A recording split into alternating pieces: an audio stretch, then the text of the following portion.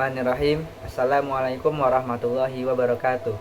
Alhamdulillahirabbil alamin wassalatu wassalam ala Rasulillah wa ala alihi wa ashabi ajmain. Amma ba'd. Selamat datang semuanya. Saya Afif Izzuddin Zain, mahasiswa program studi ilmu hukum di Universitas Siber Muhammadiyah, Yogyakarta. Pada kesempatan kali ini saya akan menampilkan sebuah topik yang berkaitan dengan tentang filsafat ilmu dengan judul filsafat ilmu masih pentingkah di zaman deepfake dan artificial intelligence.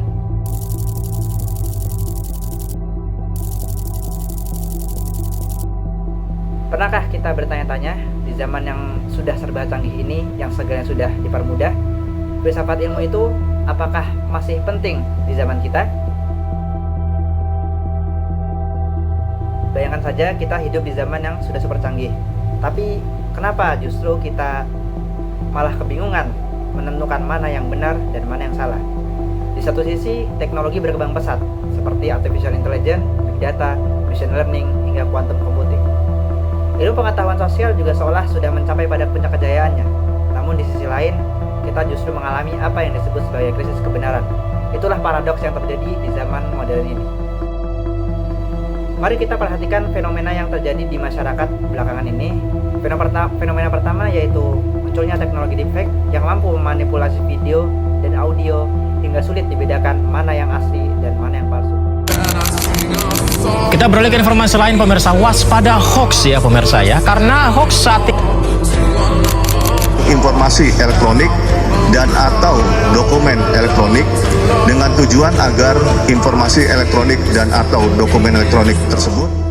Sebagaimana kasus pada tahun 2023 lalu, beredar sebuah video seorang pejabat negara yang awalnya masyarakat kira itu adalah video asli, namun belakangan ternyata video itu diketahui merupakan hasil rekayasa dari artificial intelligence alias video palsu. Guru itu beban negara. Faktanya, video tersebut nyatanya video palsu yang dibuat dengan teknologi kejahatan buatan atau disebut deepfake. Dari fenomena ini kita menjadi bertanya-tanya, apa yang kita lihat itu apakah semua benar-benar asli atau hanya tipuan belaka, hanya rekayasa dari artificial intelligence. Lalu fenomena kedua yaitu masyarakat dibanjiri oleh informasi atau yang disebut dengan infodemic.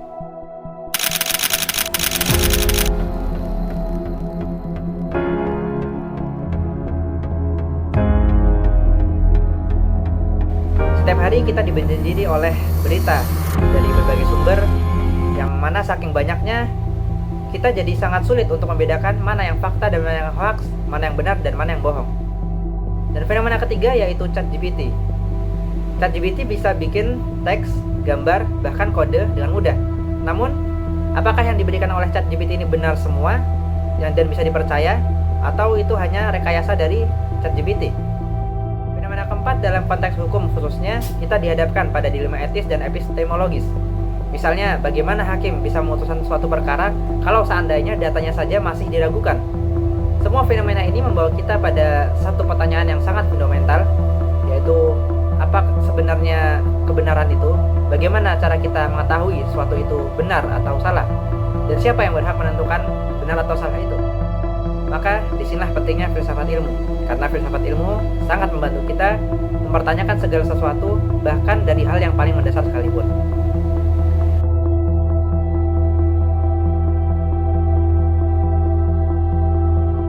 Pada kesempatan kali ini, saya akan mencoba untuk menyampaikan suatu materi yang bertujuan untuk membahas apa itu filsafat ilmu, mulai dari teori pengetahuan, realitas, sampai nilai-nilai etika. Yang kedua juga saya mencoba untuk menganalisis kenapa filsafat ilmu itu penting di era teknologi dan AI saat ini. Ketiga, memberikan pandangan kenapa kita harus tetap berpikir kritis di zaman digital seperti saat ini. Dan yang terakhir, saya mencoba untuk menunjukkan bagaimana filsafat ilmu bisa berguna dalam kehidupan sehari-hari, baik di kampus, dunia kerja, maupun kehidupan masyarakat. Lalu, mengapa topik ini penting bagi kita sebagai mahasiswa, khususnya yang kuliah di ilmu hukum? Ada beberapa alasan. Yang pertama, kita sebagai generasi penerus bangsa, seandainya kita tidak memiliki dasar berpikir yang kuat, kita akan dengan mudah termakan berita-berita hoaks. Lalu yang kedua, Seandainya kita sudah masuk ke dunia kerja, kita ingin membuat suatu keputusan penting, maka filsafat ilmu dapat membantu kita dalam berpikir lebih kritis dan mendalam sebelum membuat keputusan penting itu. Lalu alasan yang ketiga yaitu di Indonesia ini masyarakatnya sangat beragam. Kita butuh cara berpikir yang tidak hanya secara teknis, tapi juga secara etis dan menyeluruh agar bisa diterima di masyarakat secara umum. Jadi pertanyaan penting dari tentang filsafat ini tidak hanya penting untuk tugas kuliah, namun juga untuk masa depan kita semua.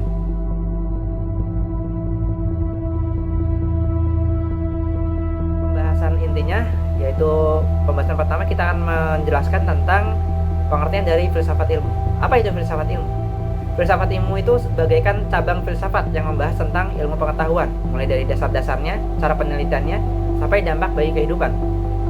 Kalau ilmu itu menjawab pertanyaan apa dan bagaimana, maka filsafat ilmu menjawab kenapa dan apakah suatu itu benar.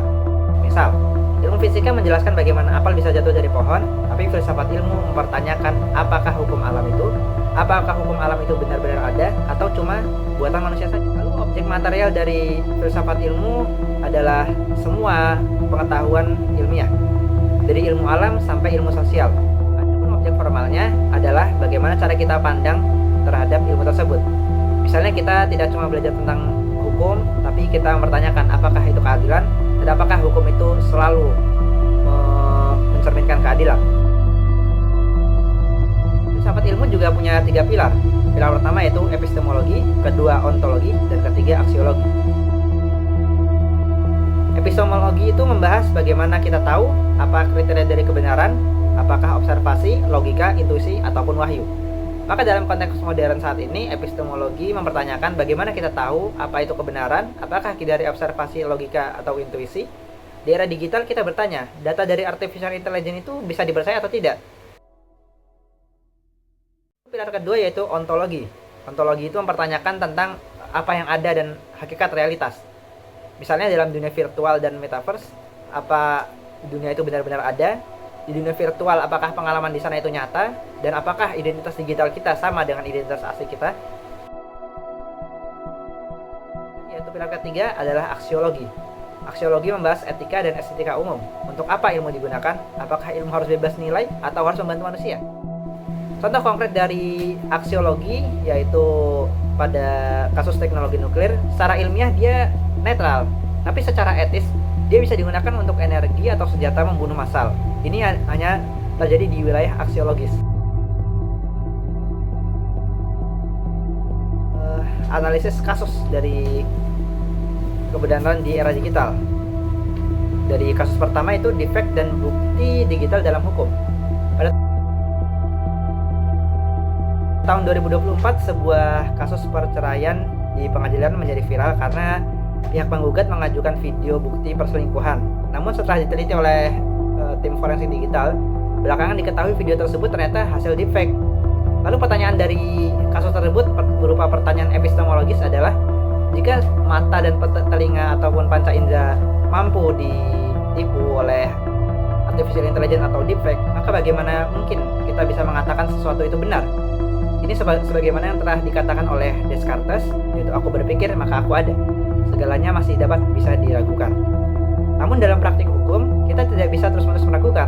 Kita butuh cara membuktikan kebenaran yang lebih ketat. Filsafat ilmu bisa membantu kita membuat standar yang lebih jelas. Lalu pada kasus kedua, yaitu algoritma dan bias sistemik, di Amerika ada algoritma yang dipakai untuk memprediksi penjahat. Tapi ternyata algoritma ini lebih sering salah memprediksi orang kulit hitam. Padahal katanya algoritma ini objektif. Lalu pertanyaan ontologis dan aksiologis dari kasus tersebut adalah, apakah algoritma itu beneran objektif atau cuma mencerminkan pandangan orang yang buatnya? Karl Popper mengatakan semua pengamatan kita dipengaruhi oleh cara berpikir kita. Sebagaimana juga artificial intelligence, dia melihat dunia sesuai data yang telah kita berikan. Lalu kasus yang terakhir adalah kasus hoax dan post-truth society. Kita hidup di zaman post-truth di mana orang lebih percaya pada emosi daripada fakta. Mereka lebih percaya berita yang sesuai dengan keyakinan mereka meskipun itu salah. Ini bukan cuma soal cek fakta, tapi soal bagaimana seorang bisa percaya sesuatu itu benar.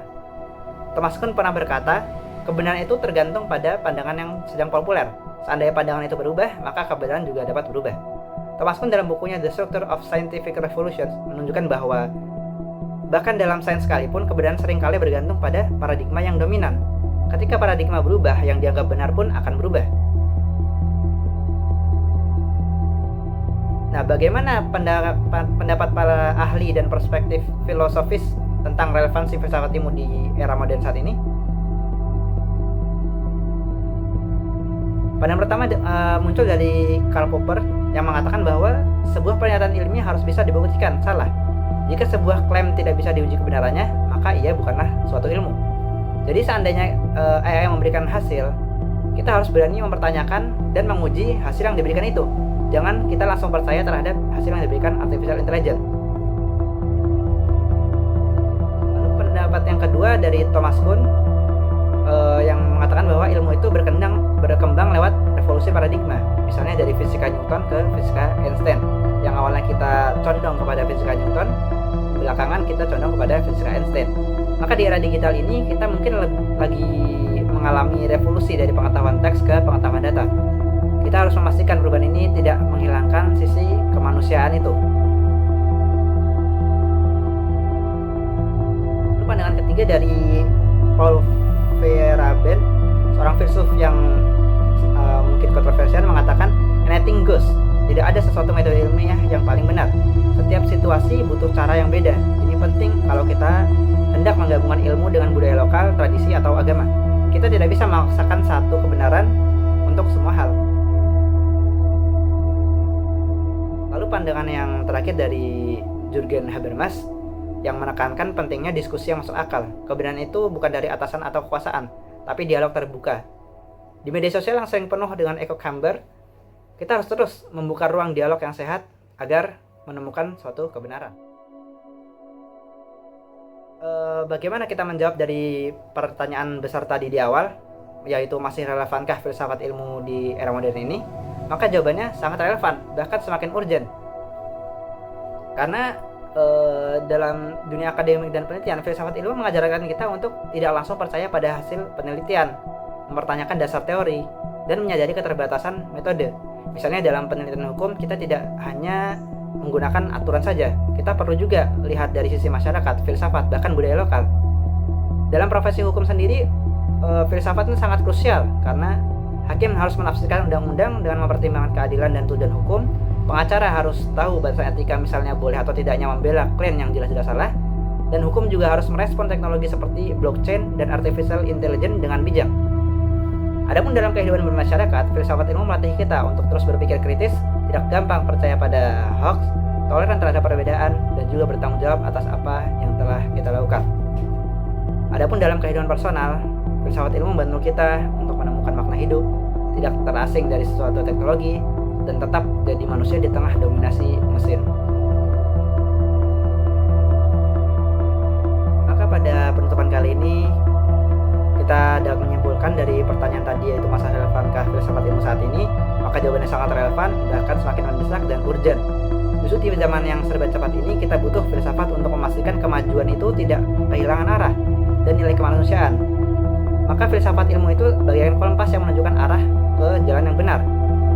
Justru filsafat bukan menghambat kemajuan, ia menjadi kompas yang memastikan kemajuan itu menuju jalan yang benar. Maka 3 poin yang dapat digarisbawahi, yaitu pertama, di era yang hoax ini, filsafat ilmu membantu kita membedakan fakta dan opini. Di era artificial intelligence, filsafat ilmu mengingatkan kita bahwa pengetahuan itu bukan cuma data, tapi juga makna. Sebagai calon sarjana, kita butuh keterampilan teknis dan kepekaan filosofis. Lalu saya merekomendasikan beberapa praktis, yaitu untuk kehidupan sehari-hari. Salah satunya, biasakan bertanya kenapa. Lalu jangan takut untuk meragukan suatu hal, dan belajar terus dari berbagai ilmu. Gunakan teknologi dengan bijak dan jaga kemanusiaan di tengah gempuran mesin di zaman ini.